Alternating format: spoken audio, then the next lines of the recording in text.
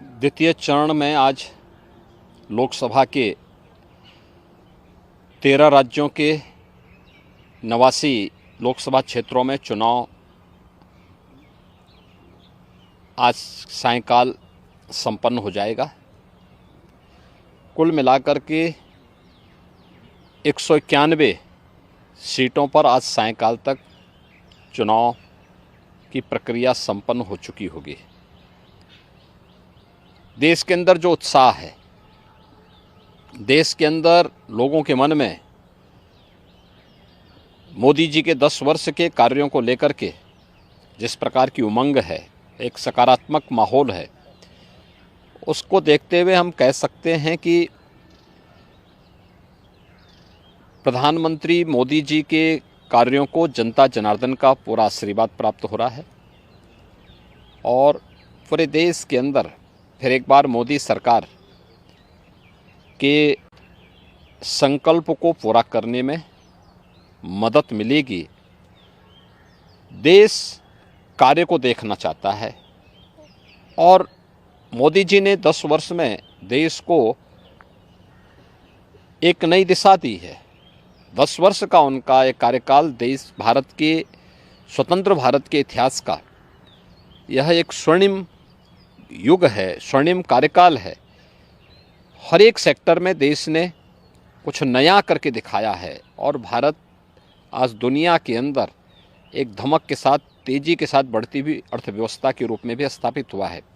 इसलिए उसका लाभ भारतीय जनता पार्टी को प्राप्त होगा और मेरा ये मानना है कि मोदी जी के नेतृत्व में 4 जून को जब परिणाम आएंगे तो प्रचंड बहुमत के साथ भारतीय जनता पार्टी और एनडीए की सरकार फिर से तीसरी बार मोदी जी के नेतृत्व में बनेगी। मुख्यमंत्री जी, ये देखा जा रहा है कि इन चुनावों में भी जो विकास के मुद्दे थे वो धीरे धीरे गायब होते जा रहे हैं। उनकी जगह इतर नए इश्यूज और नॉन रेलिवेंट इश्यूज हम कह सकते हैं कि वो अपनी जगह लेते जा रहे हैं। ये मुद्दे कहाँ से आ रहे हैं, आप किस तरीके से देखते हैं? देखिए, ये कहना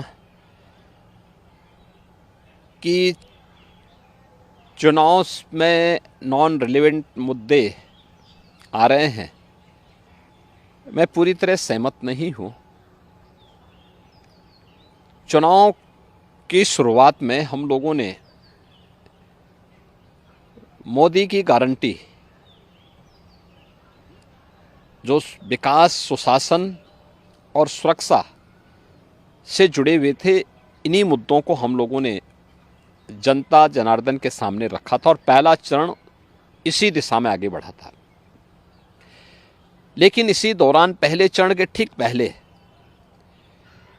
कांग्रेस और इंडी गठबंधन का जो सबसे बड़ा जो सहयोगी है वह कांग्रेस पार्टी का घोषणा पत्र सामने आ गया। कांग्रेस पार्टी ने अपने मैनिफेस्टो में जिन बातों का उल्लेख किया है वह भारत जैसे दुनिया के सबसे बड़े लोकतंत्र के लिए एक बहुत खतरनाक संकेत करता है। और चूंकि कांग्रेस का इतिहास इस पूरे मामले में हमेशा संदिग्ध रहा है, तो स्वाभाविक रूप से ये मुद्दे प्रासंगिक हो जाते हैं। हमने विकास के मुद्दे पर पिछले 10 वर्ष में मोदी जी के जो कार्य हुए हैं, इंफ्रास्ट्रक्चर के क्षेत्र में, सुरक्षा के क्षेत्र में, आत्मनिर्भर भारत के लिए गरीब कल्याणकारी योजनाएं थी, इन्हीं मुद्दों को लेकर के हम तो चुनाव में गए थे। लेकिन उनके मैनिफेस्टो ने हमारा ध्यान आकर्षित किया इस ओर। और आपने देखा होगा कांग्रेस के एक सलाहकार के रूप में सैम पित्रोदा, उनका वक्तव्य सबने पढ़ा। कांग्रेस ने इससे पहले यूपीए गवर्नमेंट के दौरान रंगनाथ मिश्रा कमेटी और सच्चर कमेटी की रिपोर्ट कांग्रेस ने की थी। कर्नाटक में कांग्रेस नेतृत्व की सरकार है और कर्नाटक की कांग्रेस नेतृत्व की सरकार ने जिस तरीके से पिछड़े वर्ग के आरक्षण के लाभ में ज़बरदस्ती मुस्लिमों को घुसेड़ करके और उनके अधिकार में बंदर बांट करने और उसमें लूट करने की शुरुआत प्रारंभ की है, ये सभी संदेह पैदा करता है। एक दूसरा, जो विरासत टैक्स की बात कांग्रेस कर रही है, यह भी एक खतरनाक इशारा है। गरीबी, एक झटके में गरीबी हटाएंगे, इसके लिए वे हर संपत्ति का सर्वे करवाएंगे, एक्सरे कराएंगे। इस प्रकार का वक्तव्य कांग्रेस दे रही है। कांग्रेस का मैनिफेस्टो इस बात का उल्लेख कर रहा है और फिर उसके माध्यम से हर एक संपत्ति को ये लोग अपने कब्जे में लेकर के, यानी दोनों चीजें, एक तरफ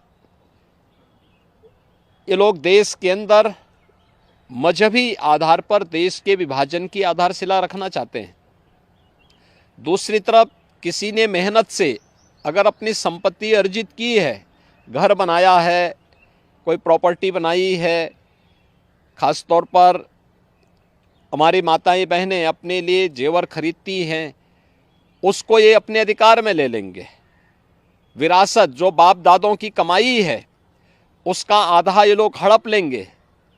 और तीसरा, व्यक्तिगत कानून, पर्सनल लॉ को पुनः लागू करने की बात, 3 तलाक की कुप्रथा को मोदी जी ने समाप्त किया, ये कहते हैं हम फिर से लागू करेंगे।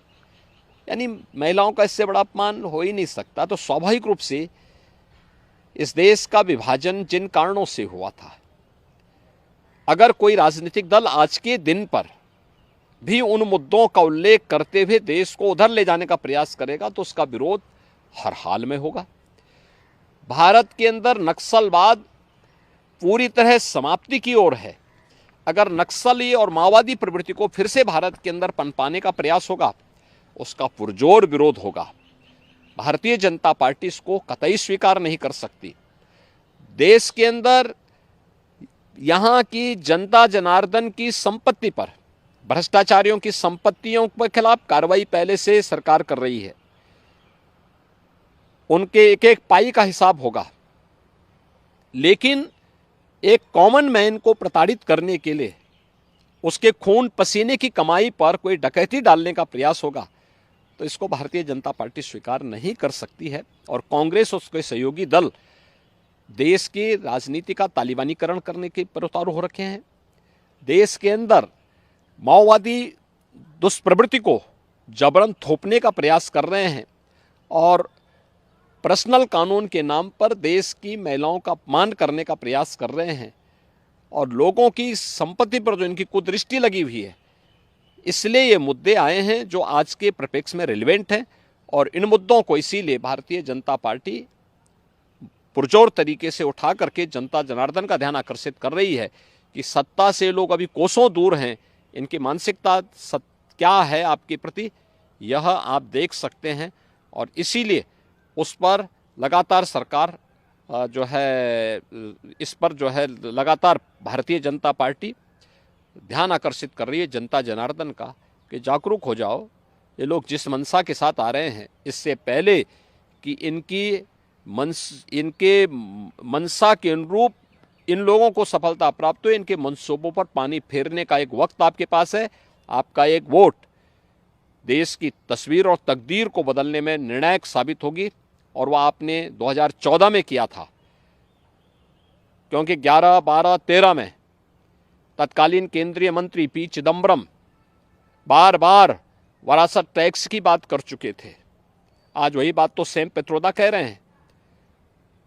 इसीलिए इन चीज़ों को लेकर के आज फिर से जनता जनार्दन को बार बार कहा जा रहा है कि वो कांग्रेस के इन मंसूबों पर समय रहते अपने वोट के माध्यम से पानी फेरने का काम करें, अन्यथा यह गठबंधन देश के लिए भी, कॉमन मैन के लिए भी और आधी आबादी के लिए भी भयंकर खतरा पैदा कर सकता है।